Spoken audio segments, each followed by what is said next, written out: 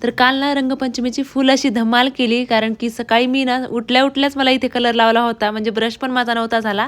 प्रक्षिताच्या friend आल्या होत्या तिला बोलवण्यासाठी, तर त्यांनीच मग मला इथे कलर लावला होता. आणि त्यानंतर प्रक्षिताचा अवतार तुम्ही बघू शकता. तिला फक्त कलरच नाही तर पाण्याने सुद्धा ती पूर्ण भिजली होती. आणि प्रियांचा अवतार बघा, मला तर त्यालाच बघून भीती वाटत होती, इतका तो डेंजर भरून आला होता.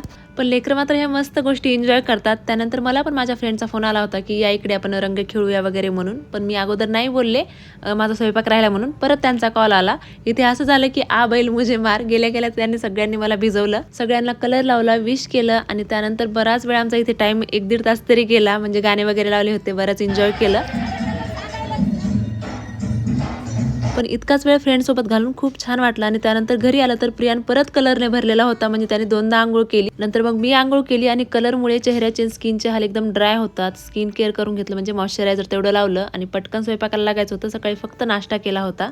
आल्यावर अगोदर इथे वरण भाताचं कुकर लावून घेतलं. आणि लगेच मग मामासाठी भाकरी टाकून घेतल्या. आणि साधं सिंपलच जेवायला केलं होतं मग. आणि आता कलरने भरलेले एवढे सगळे कपडे मशीनला एकदा टाकून देते. आणि थोडासा आराम करायचा होता. चला भेटूयात नेक्स्ट व्हिडिओमध्ये. तोपर्यंत बाय.